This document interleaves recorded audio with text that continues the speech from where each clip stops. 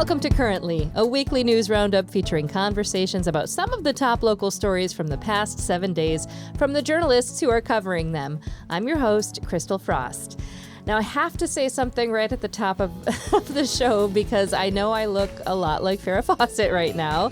I've got the feathered hair, I'm wearing the blue eyeshadow, and I'm rocking this look because Networks Northwest, which is my day job, celebrated 50 years this year. And so we had a 1974 team building party today on Thursday, April 17th, and it was a lot of fun. I did not win the costume contest. I think that should be a recount. Yeah, thank you. I was a sore loser about it, too. Very actively sore loser about it. Probably got one vote from myself. Yeah, that's good. But there you go. Didn't win, but I think I'm rocking it today. I love it. Amazing. Thank you so much. Wait till you see the jumper. It's so all jeans, baby. All jeans. It's so cute. Oh, yes. This podcast was recorded at 5 p.m. on Thursday, April 17th. So things may change by the time you're watching or listening. And Currently is made possible by underwriting from our generous lead supporter. We love them, Golden-Fowler Home Furnishings, located on South Garfield Avenue in Traverse City. We're talking home fashion elevated. And support also comes from West Shore Bank. Love those guys too. When you choose West Shore Bank, you're not just choosing a bank, you're choosing a partner that's committed to the well-being of our community. Visit them today on 8th Street or at westshorebank.com. And from the Coin Slot Arcade Bar in Traverse City, this is a super fun hangout boasting a full bar, 200 plus rotating cans, drafts, shooters, and pinball machines, all in a low-key setting. And joining me in the studio today, as always, is head writer of the Traverse City Ticker, Ms. Beth Milligan. Hello. Hello. How are you? I'm doing great. You know what? You had a great week last week, I want to say. It was a busy one. We had the comedy festival, yeah. For those who don't know, Beth is involved with the comedy festival, and you made everyone laugh. Well, I helped introduce people who made everyone laugh, but thank you. Yeah, At some point, do you ever feel the desire to just get up on stage and be like, I did this? No, yeah. I made you all laugh, really. Not them, me. Just the one behind the curtains. No, it was great, and people really came out to it, so thanks to Traverse City for showing up. It was a fun event. Yeah, super fun. Thank you so much for that. We have a very special guest, a first-timer on Currently, our friend, Midwestern Broadcasting News Director, Michelle Perez. Hi, thanks for having me. Absolutely. Now, just to remind folks, The Ticker is a free multimedia daily news email and website, and you can subscribe at traverseticker.com. And you can hear Michelle doing the news on 10 Midwestern broadcasting stations across the state. Yes. That's a lot. Yeah, it's north half of the state. Yeah. When Joel left, we kind of restructured things a little bit, and it just felt right that we could serve the top half of the state. Yeah. We have the 3 stations on the northeast side, so you have to know news everywhere. yeah. Yeah. Yeah, It's a very big it area. doesn't mean, I don't get to do much investigative stuff, if any, I have to really tap in. But the storm we're about to get into was a little different of an animal, man. Yeah. It really was, and that's a great segue. This is a radio person over here who knows how to segue. A wonderful segue, Michelle, into the first story that we're going to talk about. We're going to recap the devastation that was caused by, I would say, one of the worst, if not the worst, ice storm to hit northern Michigan in recorded history. And Michelle, you covered the storm, and you're continuing to update listeners about the cleanup, about the rebuilding efforts in our northern counties. Can you kind of start from the beginning and just tell us, how many people were affected by this storm? So this covered 12 counties, initially 10. There was a declaration of emergency for 10 northern Michigan counties, expanded to 12, all subsequent to the original March 28th ice storm. But remember, there were 4 different weather events that happened back to back, and then one simultaneously downstate as well. Yeah. That affected consumers' energy. But in total, it affected about 230,000 residents in 12 counties. All of them lost power. Wow. All of them lost power. about 1,400 are still without power 3 weeks into it. And 4 utility companies were involved: Consumers, Presqu'île, Alpena Power, and Consumers Energy. And I spoke with Consumers Energy today just to verify some of the facts. And you're right. This was the worst ice storm in 100 years of recorded history. And that has to do with different metrics like the thickness of the ice. It's not just because we say it, but there was definite metrics that they follow. And so Consumers Energy, 124 to 26,000 of their northern Michigan customers lost power. But in total, 390,000 Consumers Energy lost power that same time. And because what was happening up here was devastating ice storms, in that same time, 13 recorded tornadoes touched down in southern Michigan. Oh, my gosh. So they were dealing with natural disasters in the entirety of the state for the most part. Tornadoes in the south and incredible ice in the north. Yes, in the same time. Wow. And Consumers Energy from March 28th had all power restored by April 6th. So pretty interesting. Great Lakes Energy, a co-op, they lost about 40,000 of their customers lost power. 99.6% have restored power now. Alpena Power, they lost about 17,000 customers lost power. They're fully restored. The one that got hit the hardest is Presqu'île Electric and Gas. About 33 to 34,000 of their customers lost power, but they dealt with a complete loss of their infrastructure. Wow. And so when they were talking about restoration efforts, they said, no, it's rebuilding efforts. They lost everything. Wow. And miraculously, 94% as of this recording have power restored. So most of the people without power are members of the Presqu'île Electric Co-op. So you're talking about, we're talking about the extraordinary loss with the power companies. And obviously there's so much damage that can be done to a home when you lose power. It was not like it was just like sunny days after that. It was very cold and lots of things can go wrong. But I'm wondering about the damage to, people's homes. Do we have prices about like roofs having damage? I know there are lots of people living in hotels right now because there's holes in their roof. I'm wondering too about like the crops, about, maybe the folks who are making maple syrup. This is the time. You don't want a lot of ice at that point. You're right. And it absolutely too early to tell. It really is. Right now, they're just now getting out of crisis mode, if that makes sense. They're just not at the point where they're having contractors even at homes yet. They're just clearing roads but in terms of affected crops, the maple syrup industry decimated in northern Michigan.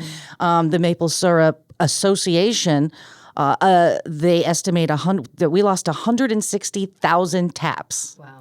So those trees just devastated. What are we going to do for our pancakes? Like, what is happening? But the miracle is that even though things may not be so great with Canada, we think we can still get some maple syrup. Sure. No, but in all seriousness, that industry, we've lost $3.2 million just in that raw maple syrup.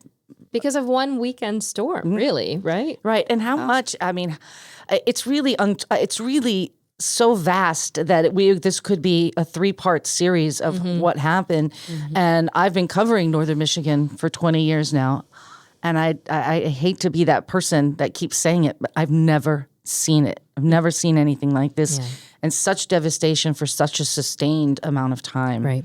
So yes, for certain, we're worried about the maple syrup industry. But the update today was they really don't think it'll affect prices. Okay. Which for me, I'm more worried about the people. Yeah. And what the maple syrup industry says isn't so much a loss of our crop, but of a cultural sort of thing for us up here in the north. Yeah. So it's affecting a lot of people. Some farms may not recover.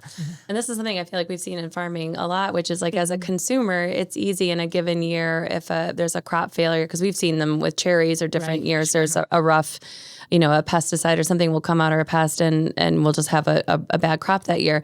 As a consumer, it's easy to either just say, okay, we don't have cherries this year, or to go get them at the grocery store imported from another state. Yeah. But for that farm that might specialize in that crop, it's economically devastating. It can be really challenging to rebound from that. I mean, economically devastating too, but can you imagine like the demoralizing too? I mean, your entire livelihood put into this, and then it's like in out 2 days. Too. Yeah, completely out of your control. Yeah. And we're talking about some of our smaller, more intimate rural communities that count on. I mean, there's nothing. I mean, you've done it where you just pull up to the side of the road and you put your $10 in for on faith and grab their crop. I mean, that's some of the stuff we're talking about. Yeah. And I want to make sure I hit this, that there is a GoFundMe campaign that's been set up by the actual Maple Syrup Association of Michigan, which I love that we have one of those.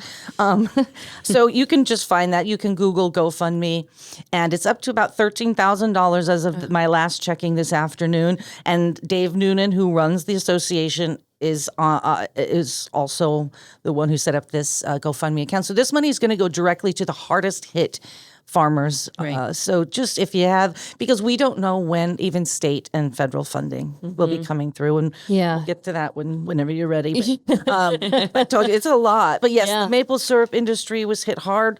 Tourism, Mackinac Island took a big hit. Oh, yeah. Big hit. They're actually literally ice skating on the streets of Mackinac. It was unbelievable. It's crazy. Yeah. I do want to transition into talking about, something that did happen yesterday. This was something that was a press release sent by the Emmett County Emergency Operations Center. So they officially transitioned from emergency response yesterday to long-term recovery, which means a lot of things. I mean, first of all, it means a little hope, right? Yes. Like, all right, we're making that transition. But I don't know, Beth, do you have any idea of what this means for those individuals affected? Like, what does it mean when an agency makes that transition? Yeah, I mean, typically some of the benchmarks that Michelle was talking about, like most of the power is restored. There are still some folks that are still without power, but they're getting close to finally getting, everybody back online.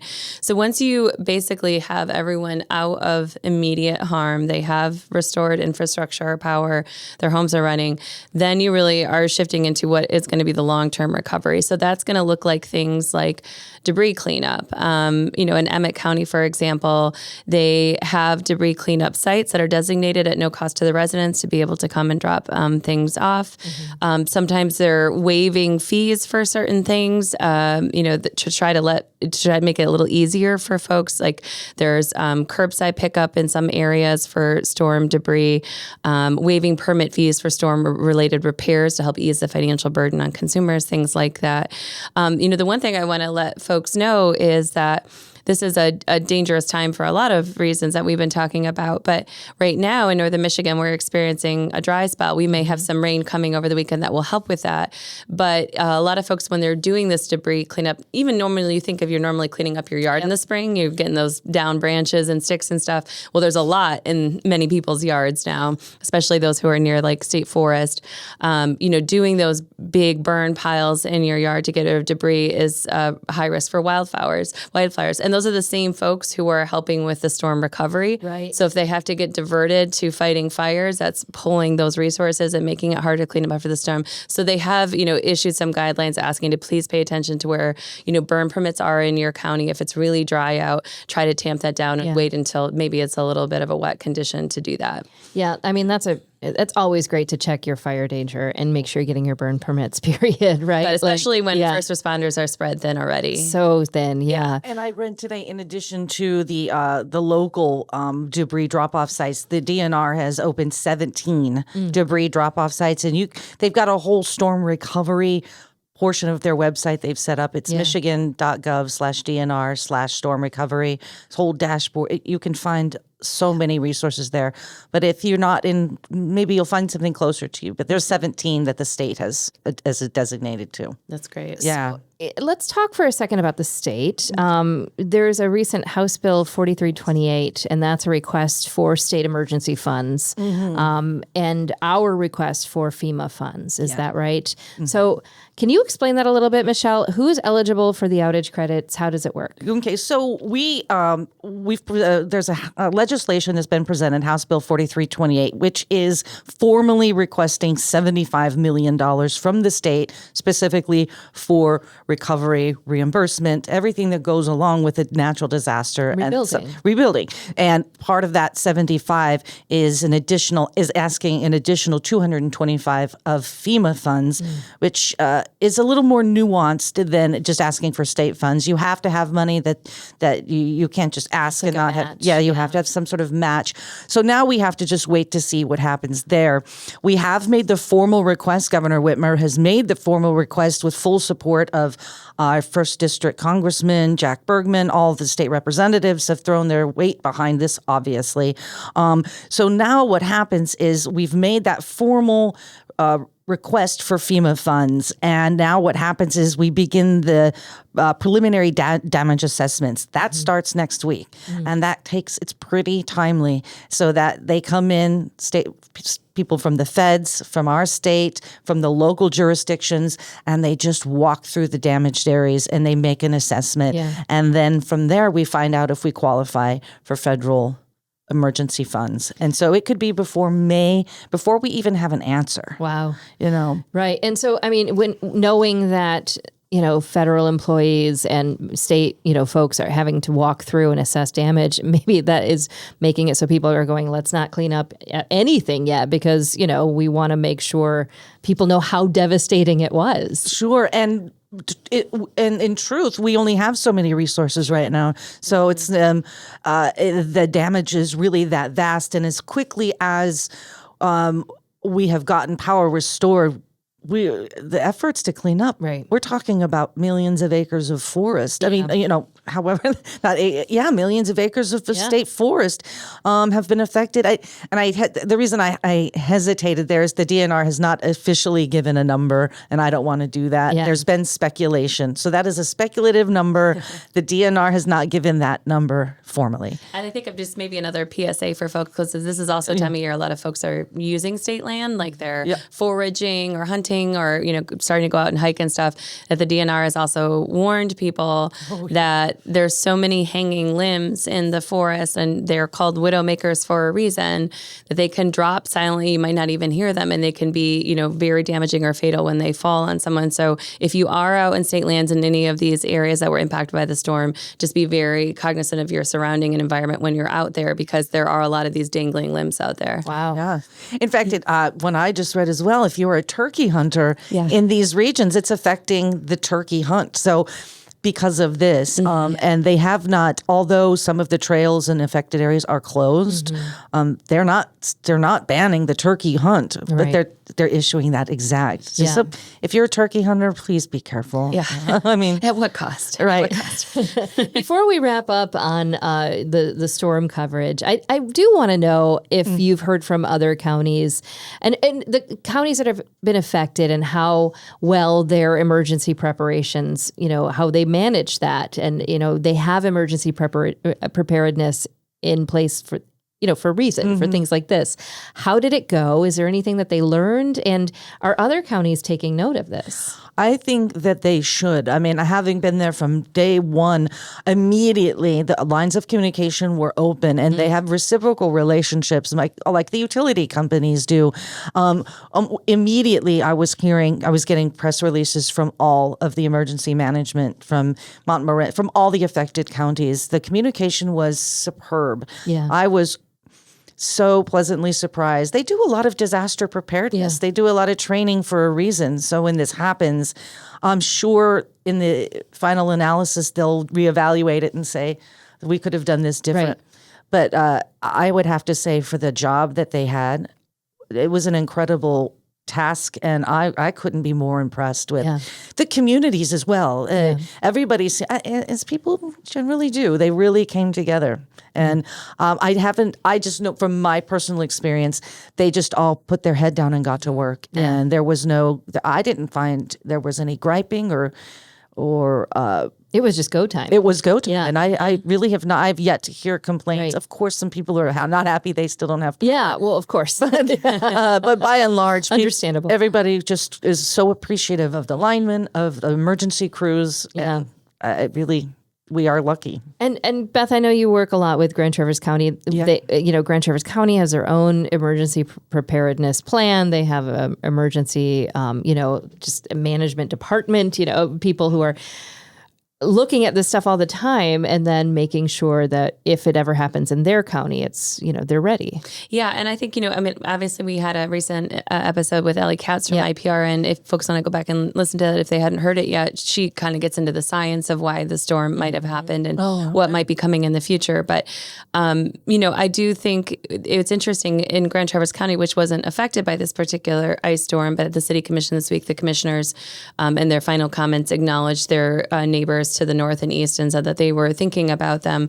But that city commission discussion this week had a presentation from Traverse Connect, and it was talking about the future of government in Grand Traverse and other counties. And they were really talking about the need for sustainable infrastructure, which is going to be infrastructure that reflects the realities of climate change in the coming years and decades, and also the need for more regional collaboration.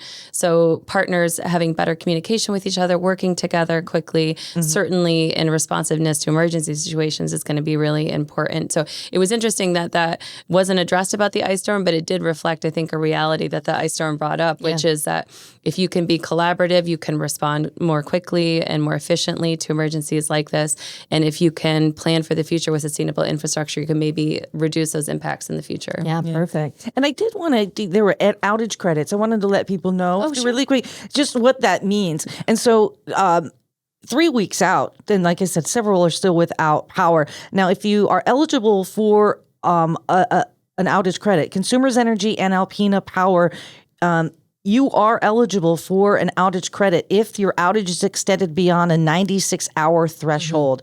And those credits are automatically added to your bill. Okay. So watch your bill, and it's added once you qualify for it, and it's all automatic. However, customers of cooperatives like Presqu'île Electric and Gas and Great Lakes Energy, they're not governed under the Michigan Public Utility Commission. So I do encourage you to call them directly and ask if there are outage credits beyond a certain number of hour threshold. Sure. Well, thank you so much for that, Michelle and Beth. Coming up, Beth is going to break down some of the latest stories from the last 7 days. But first, a word for our friends at Golden-Fowler. And even though it was snowing 2 days ago, I really believe that spring is finally here to stay. It has to be. I don't know about you, but I get very antsy in the spring, meaning I look at all my stuff and I hate it. I don't want it. I want it all gone. I want new furniture, for example. And that's why I love that Golden-Fowler is having an amazing Smith Brothers anniversary sale. That means unbeatable deals on the best furniture around all through the month of April. So when you buy 2 pieces of Smith Brothers furniture, you get the third piece for $98. That is a steal, an absolute steal. It's the best prices of the year happening right now. I love a good deal. I love a good deal.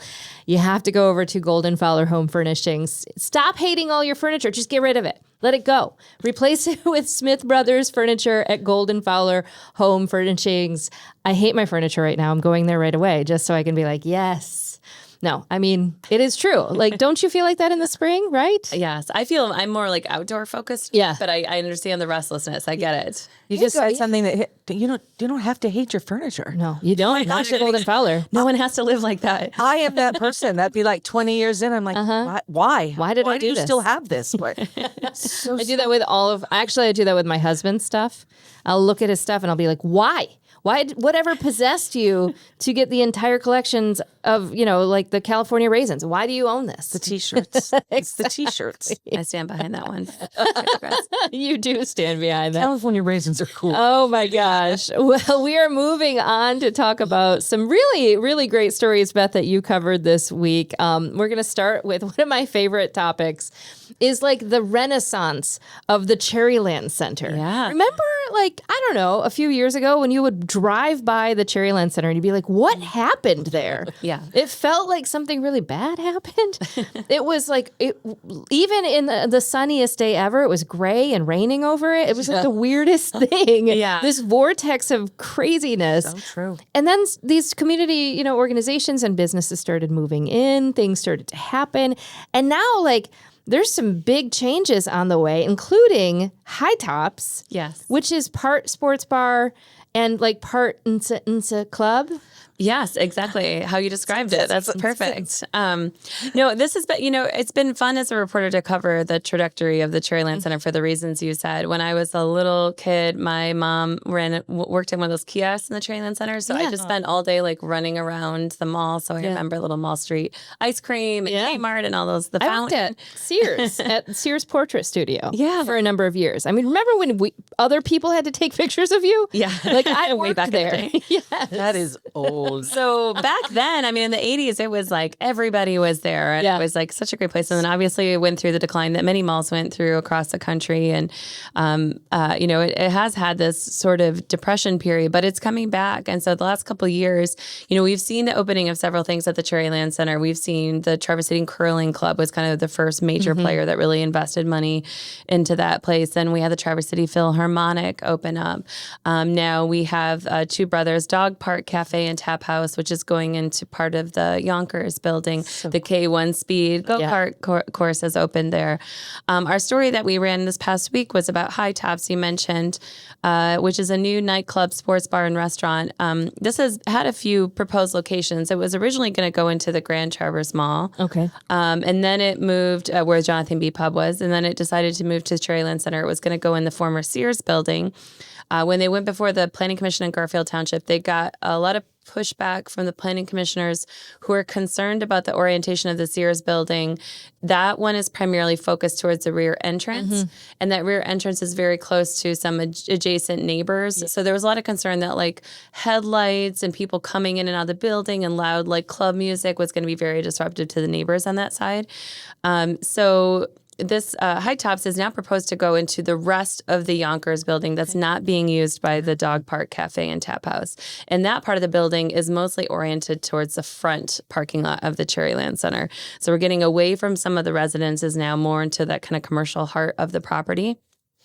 They are supposed to go to the Planning Commission on May 14th for a site plan review. And usually site plan reviews take a couple meetings at Garfield Township. So it'll be likely a few meetings this summer for their approvals. It's interesting. It's quite a large venue. We're talking about an estimated capacity of 1,300 for concerts, comedy, karaoke. They've talked about line dancing. Maybe a mechanical bull was thrown out there. Line dancing is amazing. So that's one part of it. That's kind of the club part. They're also talking about a sports bar with capacity for 400 that would have TVs, pool tables, darts, cornhole, shuffleboard, kind of American food menu. Yeah. I'm getting like Streeters vibes. Remember Streeters? I love, look, We were the last kind of nightclub in Traverse City. But they also had like a regular restaurant. we had to work so many events for Streeters. I loved Streeters. Yeah.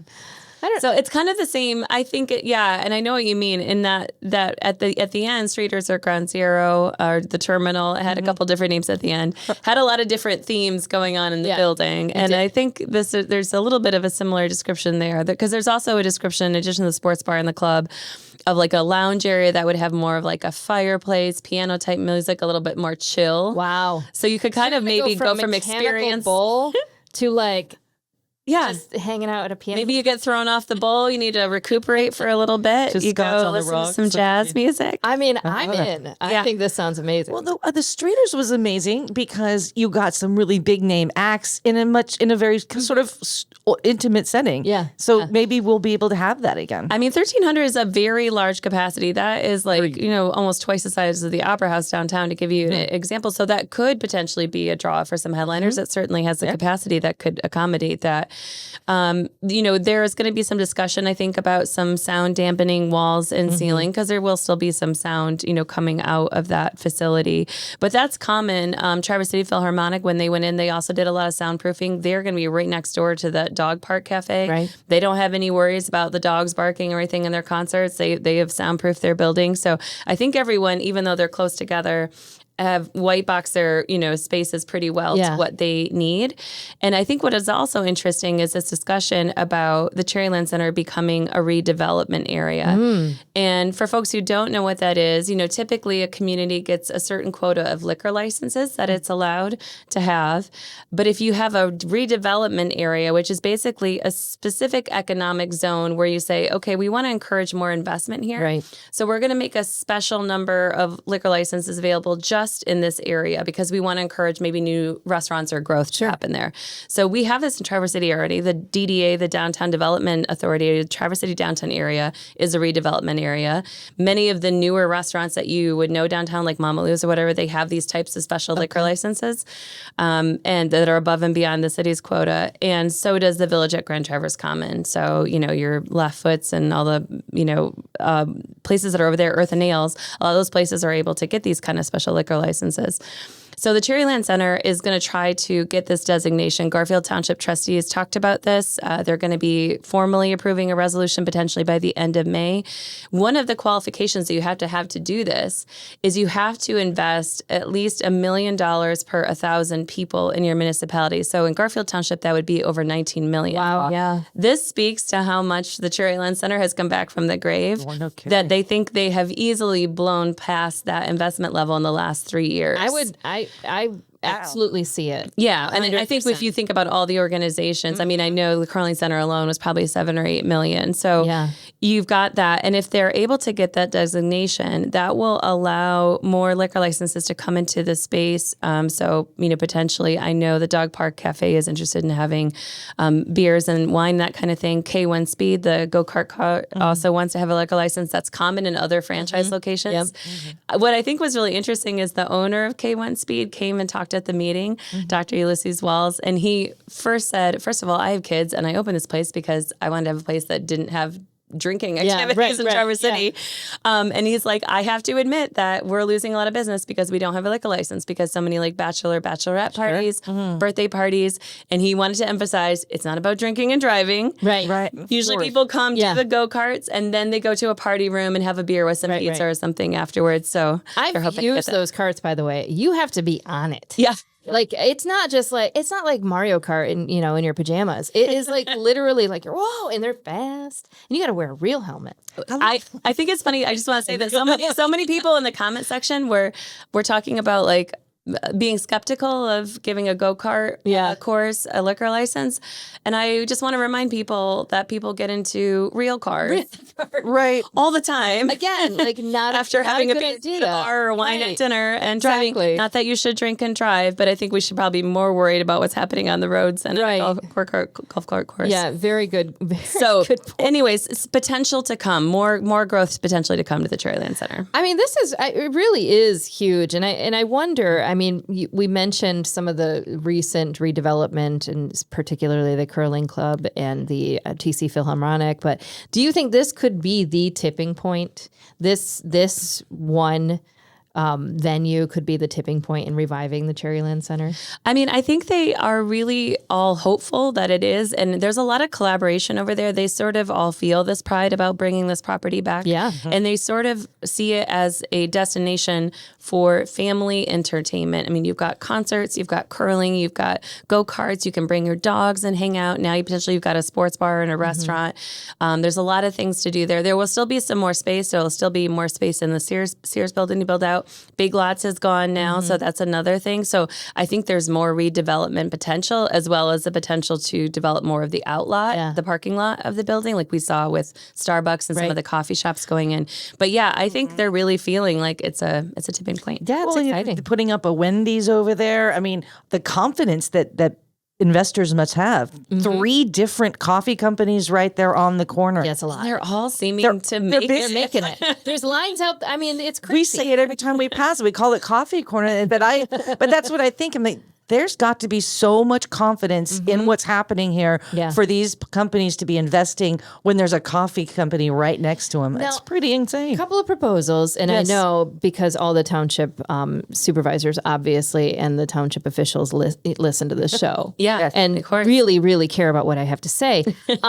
Number one, I want the dog park to start having maybe a nightclub for dogs. Just putting it out there, like a rave, like a little dog rave. Okay. Totally dress up my dog for this. And I know Just go, and I would love it so much. you know how many dog people we know that would do this? Yes. Yeah. I'm into it. That's number one. Number two, we have to never forget that the Cherryland Center was the Cherryland Mall. Mm-hmm. The Cherryland Mall was very, very, very important to a lot of us millennials and Gen Xers. There was a fountain in that mall. Yes, sir. And I think about that fountain probably once a week. I would love for this center to build an outdoor fountain. Seriously, I want it to be well lit. I want it to say the Cherryland Mall. I want to say circa whatever, and then you can throw your pennies in. We will never forget. Well, the Yonkers building does still have a pretty deep courtyard in front of it, where I think it should go the Crystal Frost or Crystal the currently Frost. with Crystal Frost The fountain at the Cherryland Yes, Center. and maybe little Mr. Bulky's kiosk right there too. Oh my gosh, I'm just putting it out there. Thank you dream. for listening. This is how I get I live in Garfield Township. I should just go to the meetings and say these things, think you but should. please listen. Please, this is me pleading with you. All right. We do have one more wonderful story to share. And Beth, I have to give you credit for this one because you saw this. I think that maybe Detroit Eater maybe posted something about this. You were on it like that immediately. And you got the scoop on a new restaurant not only coming to town, but these are incredible, incredible chefs that are coming.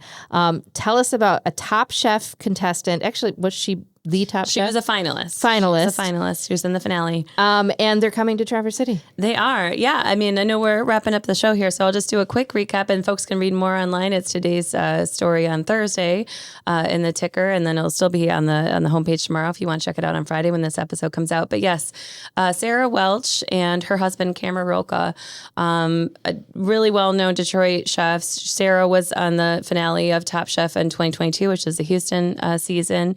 She is the founder of Marrow, an extremely acclaimed James Beard nominated restaurant in Detroit and butcher shop. And her husband, Cameron Roca, who was also at Marrow for a time, is now the executive chef at Mink, which is a really intimate oyster bar named one of the best new restaurants in Detroit by the Detroit Free Press. So as a couple, they are moving to Traverse City. They have a purchase agreement for the space at 430 East Front Street. It's kind of over by Bubba's. It's home to Pure Essence Salon right now. That salon has been there for 30 years. Two great women own that. They've been friends and partners for 3 decades. Mm-hmm. One of them is getting ready for retirement, so she wanted to list the property to kind of as her retirement investment. But the salon is going to remain open as a business, so it's still there now, still open. Once the deal is finalized for the purchase agreement, they will be moving the salon and staying open in Traverse City. So stay tuned. They'll let their customers know where they're moving. But then this couple is going to be working this year with a goal of opening a new restaurant in 2026 that will be a combination of Marrow and Mink. So we are talking about a seafood and raw bar, which I love oysters so much, and we do not have a raw bar in Traverse City. We do have restaurants that serve oysters, but we don't have a raw bar. Things like tin fish, caviar, lobster rolls, and then Sarah's background is really in butchery, so bringing like meat and protein features. They're really excited to work with local farm products. They already have some relationships in Traverse City with their friends with the Cook's House folks. Those folks spoke really highly of them when I talked to Jen Blakesley about this for the story. So they just really talked a lot in the story about their love of Traverse City. I think it's interesting if you're into the restaurant scene to see some of the challenges they had in finding a space in Traverse City. The leasing market's really crazy. But there's this new generation of entrepreneurs who are investing by actually buying their buildings. They're not leasing, they're not renting, they're buying and saying, we're going to be here for the long run. We want to protect our future and equity. And those are more of the folks that are coming into downtown. So just stay tuned, but they're hoping to open in 2026. I'm so excited. I mean, I'm so excited. I have to say, another great show. Michelle, thank you so much for joining us. Beth, as always great to have you. Next week, we're going to have Bill Freilich from 9 and 10 News. He's going to be back. That'll be his second appearance on Currently. Just a quick reminder to subscribe to the show on all platforms at crystalfrost.com. You can follow us on social media, subscribe to Currently with Crystal Frost, wherever you get your podcast, just put it in there. You'll find it. It is a Compass local podcast produced by the wonderful Pancake Boy Productions. And before we head out to play a little pinball, I got to ask, what are you looking forward to in the coming week? Michelle? You know what I am looking for? I know this sounds really hokey, but the rest of everybody getting their power back, and really looking forward to people really getting their bearings back and getting stories and they're starting to come in now of more of hope and restoration. Yeah, that's lovely. Now I feel bad. Oh no. Yeah, I know. It's like I'm very selfishly excited to celebrate Easter with myself. Yes. Eat some chocolate. I really thought you meant like story wise. No. You're great. good. That's awesome. I do have to say, today at 4:30 at Terra Firma, which is a beautiful brewery. Love Terra Firma. They're having a pop-up fundraiser to support World City Kitchen, and it's 4:30 to 7:30 tonight. We're talking lobster rolls. Just drop me off there. I mean, I am so excited about it. Lobster rolls, lots of other really good food. Once it's gone though. So you will see me in line at noon. That is what will happen. Yeah, and I'm going to Saugatuck for the weekend for Easter. My partner's family lives down there, which is a beautiful city if you haven't been. But my partner is also an arts contributor for IPR, Joe Beyer, and he did a great story with Dan Wanchura today about different Easter egg hunts and rolls in the region and the tradition of them going back to like 150 years ago in America. So check that out on IPR. I'll give a plug for that. And there's I know at Mount Holiday and other places, big Easter egg hunts if you want to do that with your family this weekend. Can I just tell a quick story about an Easter egg hunt? I took my son, who Trey at the time was like 2 years old, and it was at the soccer fields at T-Base soccer fields before it was T-Base. They had just eggs everywhere, and they did it kid by age by age. And it wasn't even finding. It was just dominating and collecting all these. And we had 2-year-olds, right? And I was like, okay, go. Do you see an egg? Put it in the basket. I saw parents knocking kids out of the way, grabbing all the eggs, putting them in a basket. And I was like, you know what? I don't know. I don't think I was prepared for this. Jesus came back, and don't do that. Don't do that. I don't think that's cool. why we celebrate Easter. I want to say it's shocking, but But is it? Is it really? All right, let's play some pinball. But first, big thanks to our lead supporter, Golden-Fowler Home Furnishings, in addition to the wonderful West Shore Bank and the coin slot. Let's do it, my friend. no. What was your favorite thing about hanging out at malls? I grew up in the Cherryland Center. Love it. Love the freedom of just being able to run around everywhere. And there was an exotic pet store that I used to go stare at the snakes at. Yeah. You would just stare at the snakes? Stare at the snakes, communion. Yeah. Were they just there's a little girl here staring at the snakes? Yeah. We bonded. The original Orange Julius from 70s and 80s is totally different than what you see now. You really got Orange Julius's. And maybe it's the strawberry flavor, but it hit different than it does now. And it just landed different. Orange Julius was so special back in the day.